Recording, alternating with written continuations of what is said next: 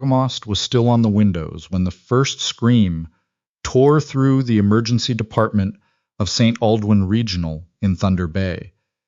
And by the time the paramedics wheeled the man through the bay doors, half the staff had already gone quiet, the way people do when something arrives that is bigger than the room. Bergamost spoke. He was hemorrhaging from a wound that didn't make sense for a Tuesday in northern Ontario.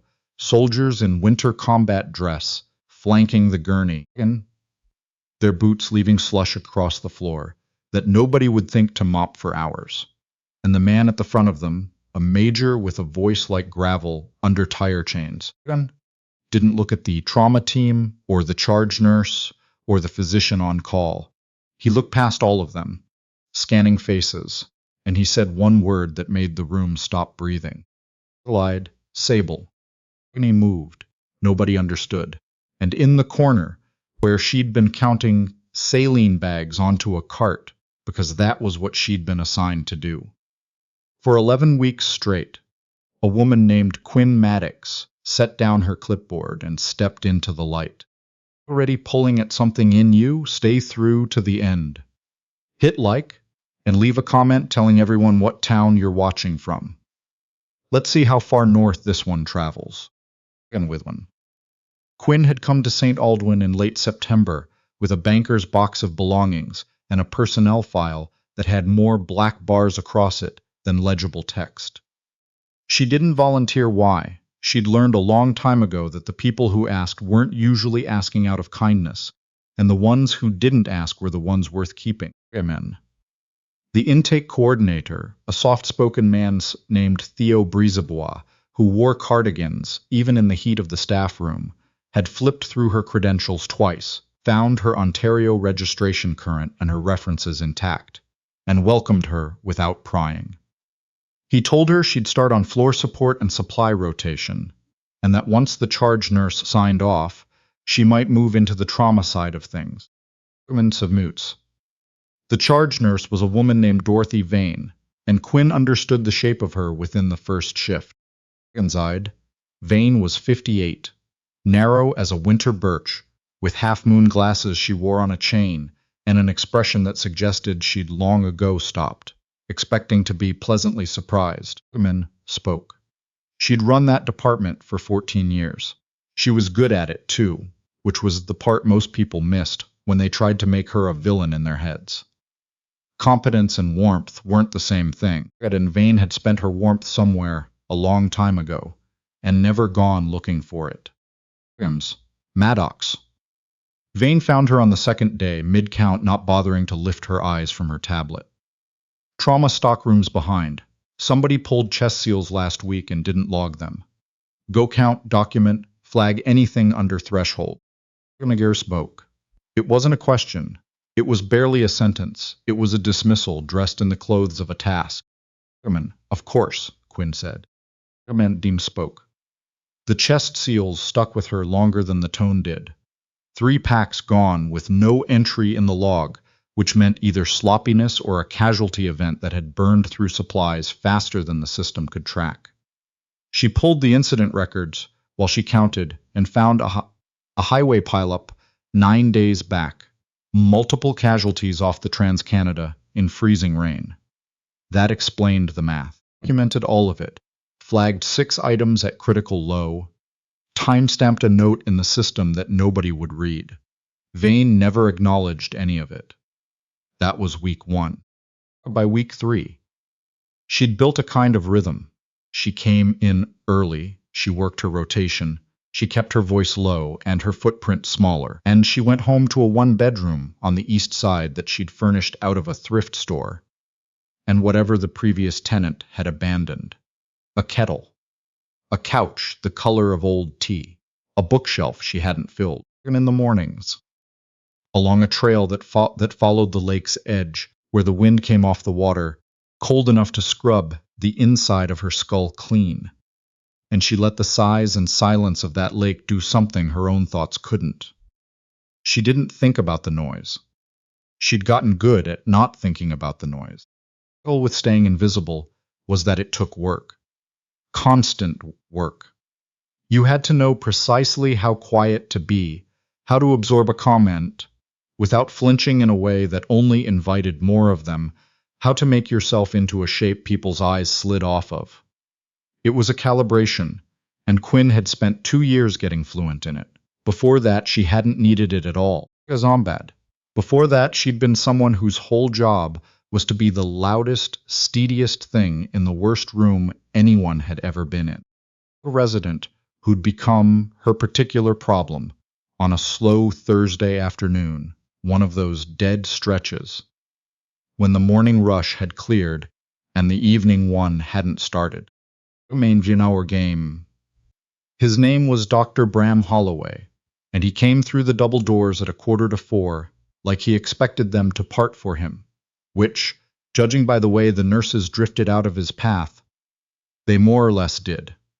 He was 33, still technically a resident, but he'd been on the department long enough that the deference had calcified into something he mistook for earned.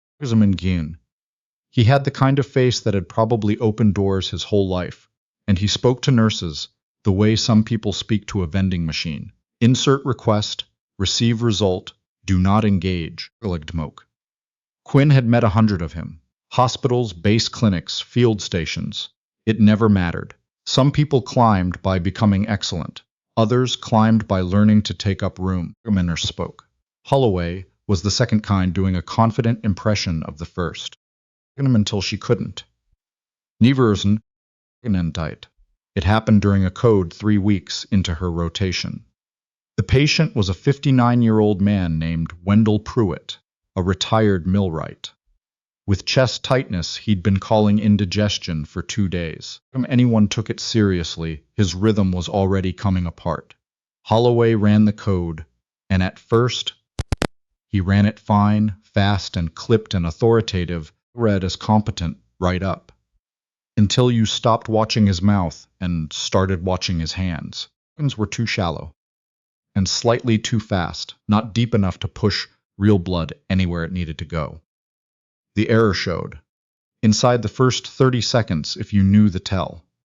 The man's color was wrong. His numbers were sliding. Spoke Quinn. Quinn was in the corridor with a transport rack of supplies watching through the door window. 30 seconds. 45.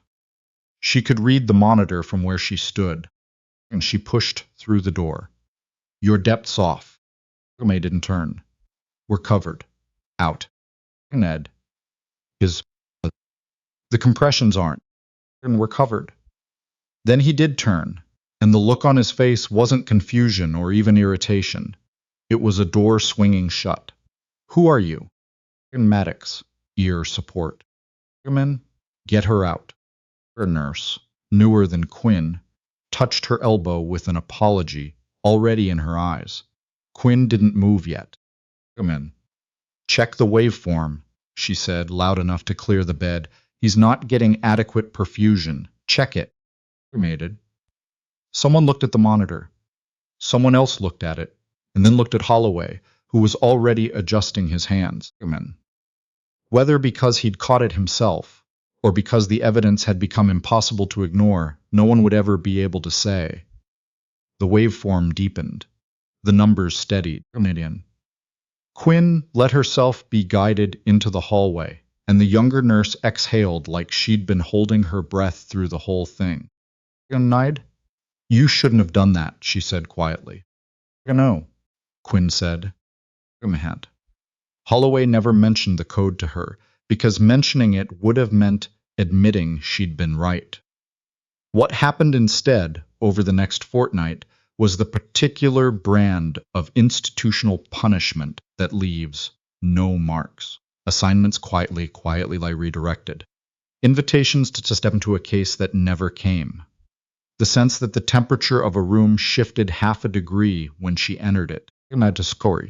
Once, loud enough to carry, she heard him say her name to Vane, attached to the words, doesn't know her lane, and liability.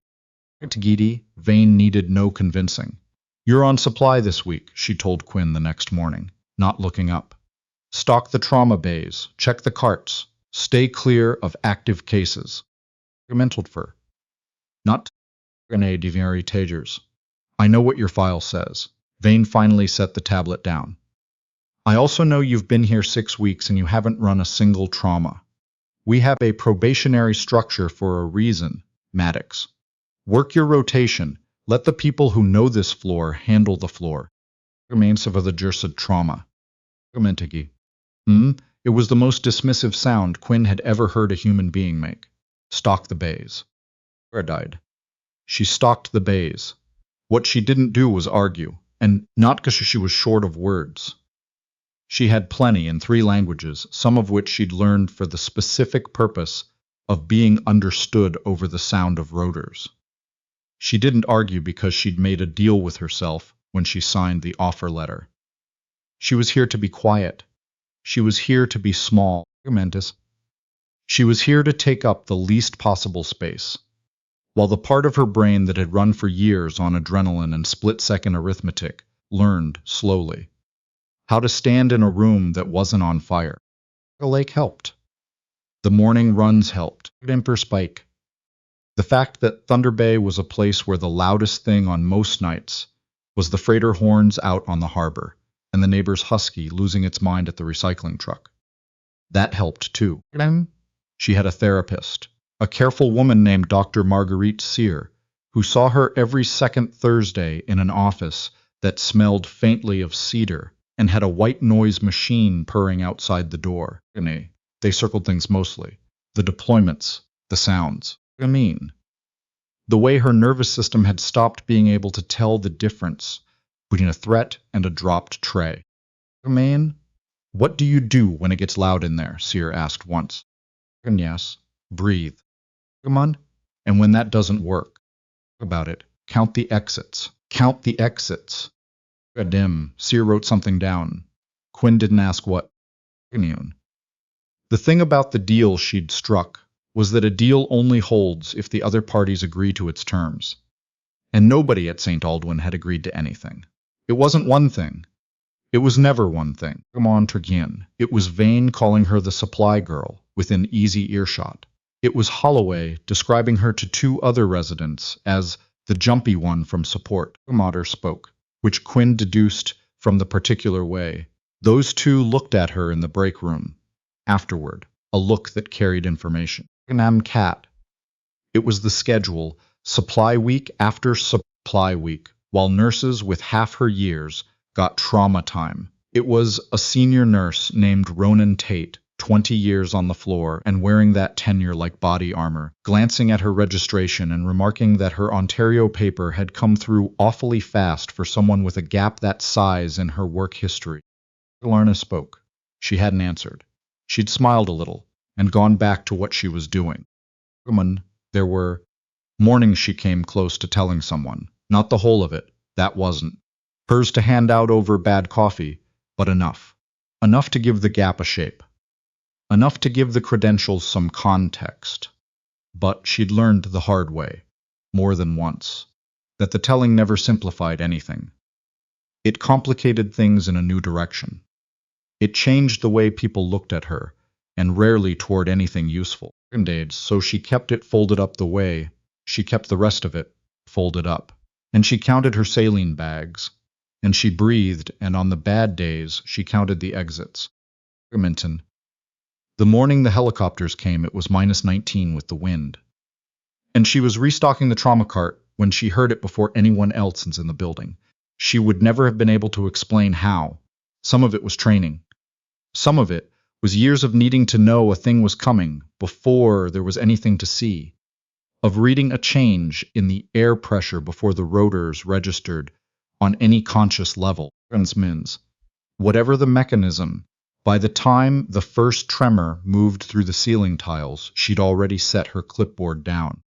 Rotors, 2 airframes, military and close. He went to the window. 2 helicopters dropping toward the helipad at an angle wrong for any medevac she'd ever seen, fast and low and deliberate. A tactical descent in a town that had no business hosting one. Behind her, an alarm went off. Not a code. The external alarm on the bay doors, the one that only sounded when something forced them from outside. The radio at the station erupted with something she couldn't catch. Dane spoke. Rontain cut across the floor, asking what in God's name was happening. Doors slammed inward, and they came in fast and controlled. 8 in full winter combat gear, body armor, earpieces, rifles held low and ready, aimed at anyone, but filling the space the way people fill space when they've been trained to own a room on entry. The staff froze. Behind the 8, a gurney, 4 more running it. Command, then a soldier spoke. One doing compressions across the man's chest as they moved, real ones, full weight, the kind that crack ribs when they're done right. A big, mid-30s. What was left of his cold weather kit, cut away from a chest wound that was catastrophic even from across the floor. Left side. The field dressing was soaked through, and the improvised seal was failing. Woman Vane came out of her office, and whatever order she'd been about to bark died when she saw the gurney. Clear trauma 1 now, she said, and her voice had gone into the register, Quinn recognized as competent panic. And undivils. We need a specific individual, said the man. At the front, the major, the one the others, were all oriented around without seeming to look at him. He was early 40s, with a jaw that looked weather-carved, and he read the room with an efficiency that processed it faster than most people finish a thought. Trauma staff. Vane started. Said, we need Sable. Then a rifle spoke. The stillness that fell was the particular kind that only happens in rooms that are usually loud, where the monitors and the overhead pages and the rolling carts all drop out at once, and what's left is the sound of a man dying, and a dozen people who don't understand what's happening. Vane looked around like she'd heard a word in a language she didn't speak. Who, where is? Information, we were told Sable was posted here. The major didn't raise his voice. He sharpened it. That man has attention pneumo, and he has minutes. Bet. Quinn came out from behind the cart. Come on, she didn't announce herself. She didn't say a word. She just moved from the edge of the room to the center of it. Past Vane, past the nurses, pressed to the walls, past Holloway, who'd appeared in the corridor doorway wearing an expression she couldn't read, and she walked straight up to the gurney and looked at the wound. The young soldier spoke, left-sided penetrating chest trauma, tension developing, existing seal compromised, trachea starting to shift, jugular distension visible, decompensating in front of her. Gonna go, she said. The major turned. Something moved through his face. Recognition. Relief. And under both of those, something she didn't have time to look at. Minutes.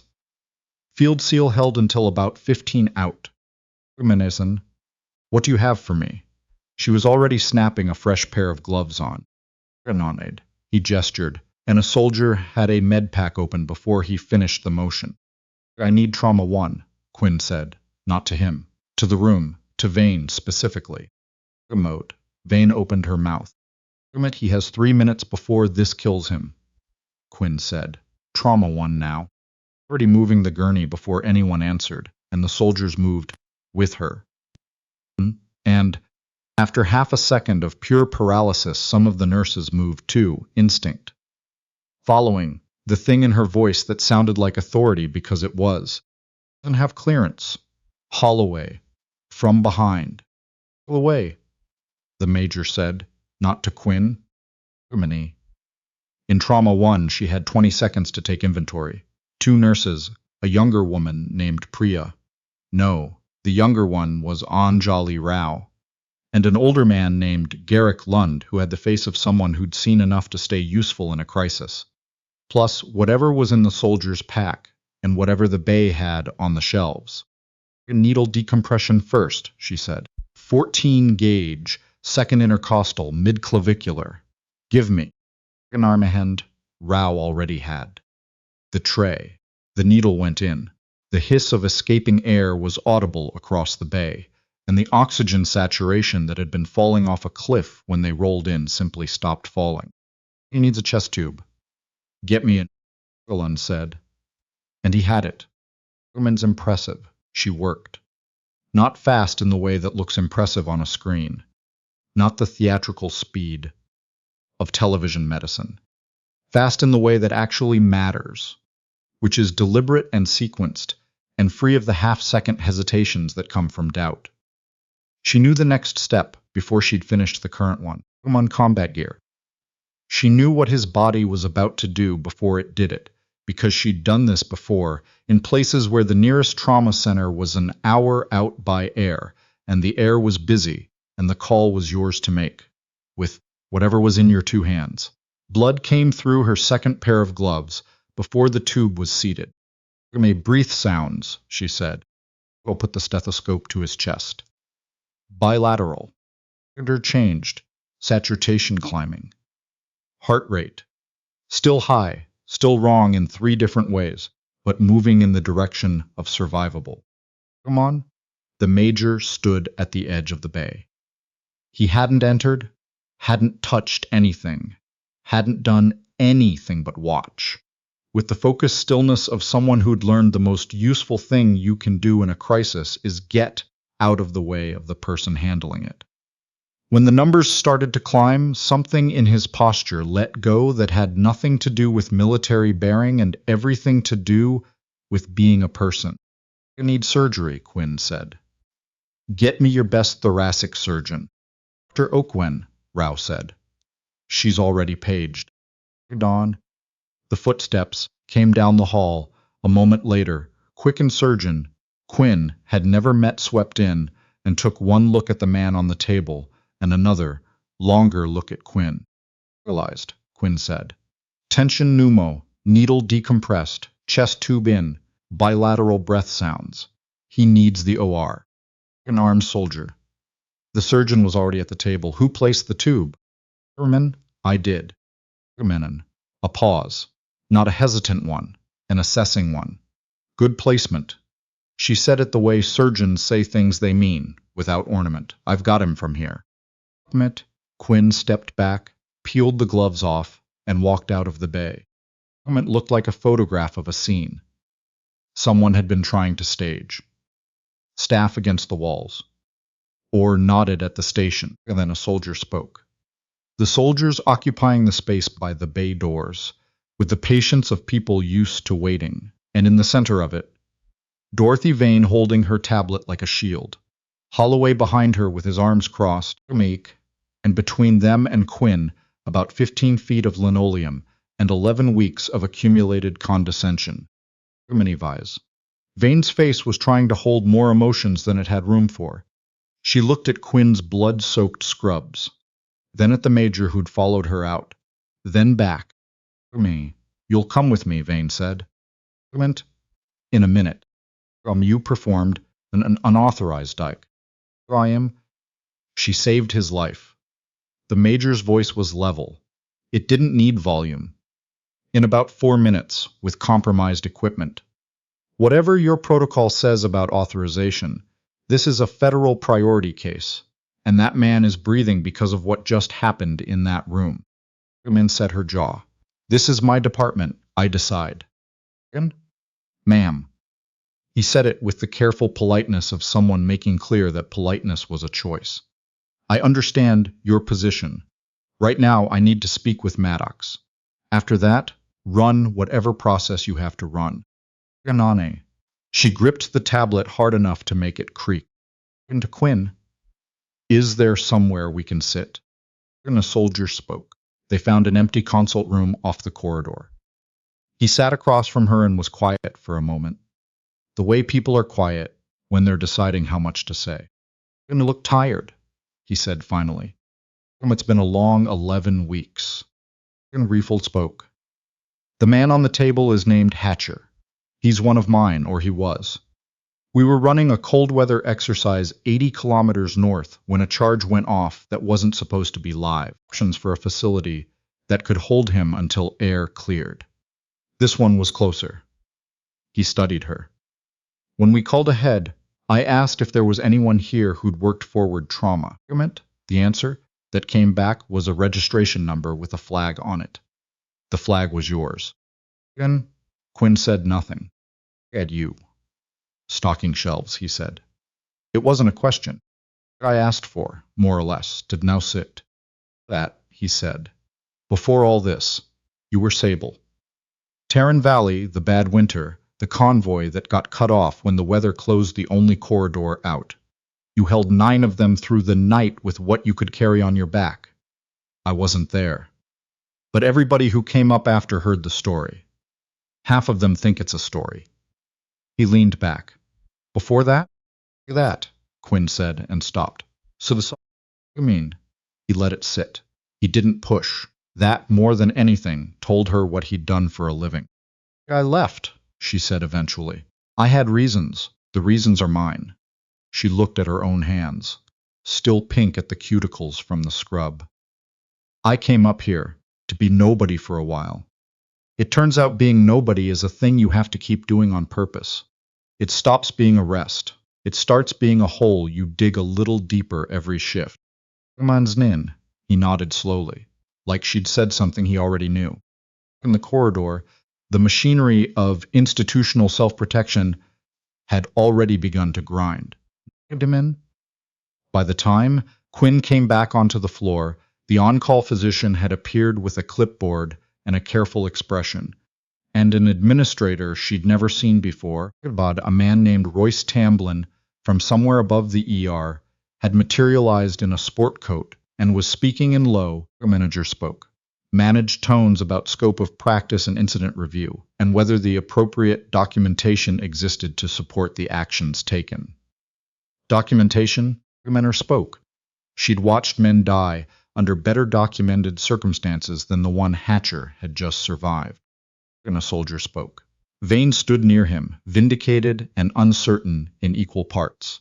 The way a person stands when the rule they've been enforcing has just been broken by someone who turned out to be right. And soldier spoke. It was Tamblyn who made the mistake of summarizing. Regardless of the outcome, he said to the small audience of staff, we can't have unvetted personnel inserting themselves into active resuscitations. The optics alone... The optics. The surgeon, Oakwyn, had come out of the ore corridor, still in her cap, and she said the word the way you'd hold up something you'd found stuck to your shoe. I just spent 90 minutes inside that man's chest. He's going to live. He's going to live because the field he came in with had been managed correctly before I ever touched him. In Salbier. Whatever your optics need, they can have my operative note, and my operative note is going to say the pre-surgical management was exemplary. She looked at Quinn, then back at Tamblyn.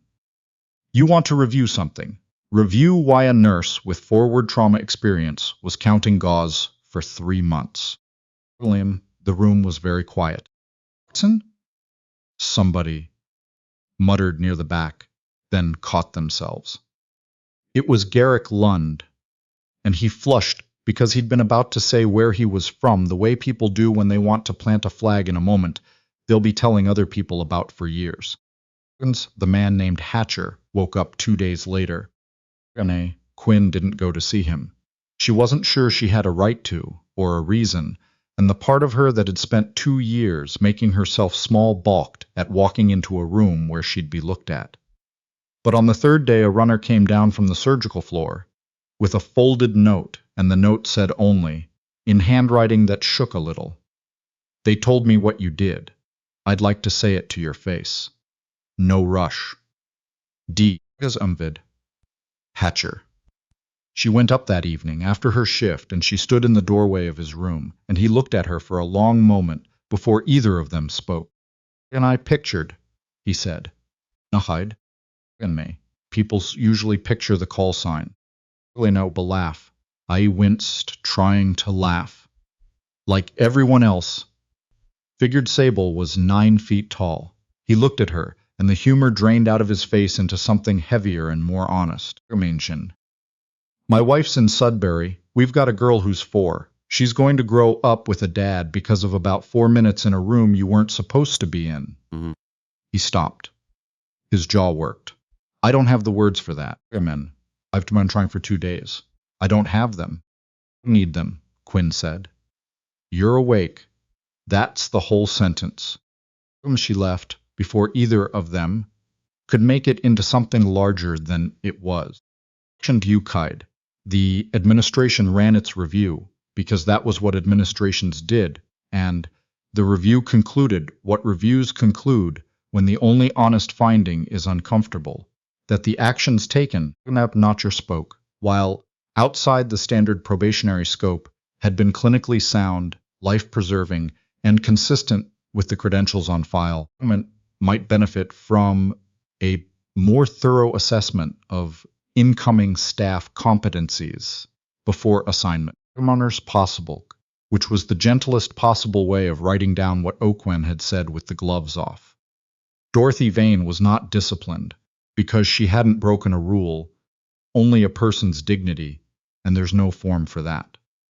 But something in the way she ran, her floor shifted after, a small recalibration, the look of someone who'd discovered the ground under a 14-year certainty was softer than she'd thought.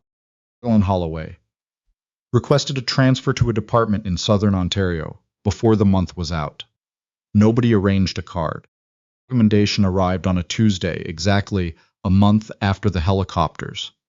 On letterhead from a federal office, several pay grades above anyone Quinn had spoken to directly. It cited her role in preserving the life of priority personnel under time-critical conditions, using improvised resources.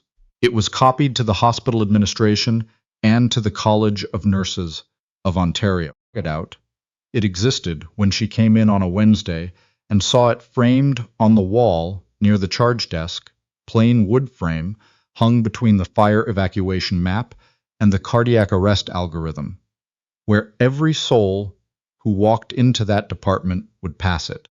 Charlie Rao appeared at her elbow. Tamblyn asked everyone whether to put it up, she said. We said yes, all of us, the ones still here.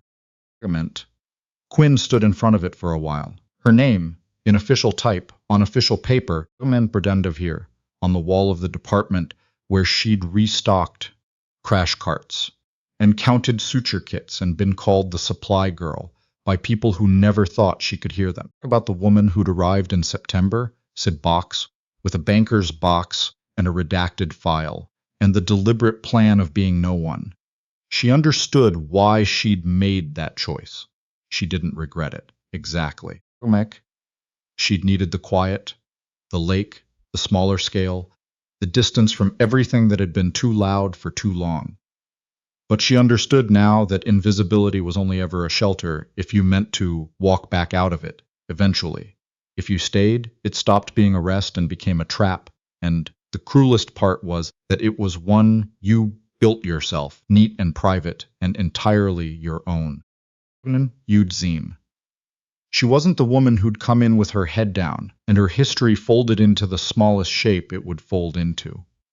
And she wasn't the call sign either. That version of her belonged to a winter and a valley, and a context that didn't exist anymore in the same way. She held it now with respect, and some grief in the understanding that what it had made her wasn't gone, just folded back into the rest of her, where it had always belonged. I met the frame once briefly and went to work. The department was loud, and soldiers spoke. The monitors chirped and the overhead paged names, and someone's cart had a wheel that needed oil, and Rao was already in trauma talking fast to a paramedic, and Lund was making the good coffee in the back. The morning was full and ordinary, in the way that extraordinary things eventually, mercifully, become ordinary. She picked up the chart at the first bed. 60. 1. Male. Chest pain. Sweating. A history he'd been ignoring. She read it in the 10 steps it took to reach his curtain, and when she pulled it aside and the man looked up at her with the frightened, faintly embarrassed expression of someone trying to talk himself out of how serious this was, she looked back at him with the full and undivided attention of a person who had nowhere else to be and nothing left to prove. Me, when it started, she said. And she listened. That was the thing nobody could train into you, and nobody could take back out. The quality of attention a person brings to the gap between another person and their worst hour, doing it her whole life. In field stations and frozen valleys, and yes, in a supply room where she'd noticed 3 packs of chest seals missing from a log and written it down because it mattered, even when nobody believed she did. The woman they'd ignored had never once stopped paying attention. It's been the whole of her power, quiet and steady and impossible to take away, because it had never lived in a title or a frame on a wall, and it had been there. It had been there every single day she showed up. It always had been. Is with me about Quinn Maddox isn't 4 minutes in Trauma 1, it's the 11 weeks before it, the part nobody films. She counted gauze. She stocked carts. She let Dorothy Vane call her the supply girl, and she didn't flinch. And for a long time I read that as weakness, the way I think a lot of us would. It took me a while to see it for what it actually was, which is that the woman never once stopped doing the work properly, even when the work was invisible and the person watching was nobody at all. She logged the missing chest seals on day 2 because it mattered, not because anyone would notice. That's the thread the whole story hangs from, and it's the part I keep coming back to. And here's the thing about cause and effect that this story made plain to me.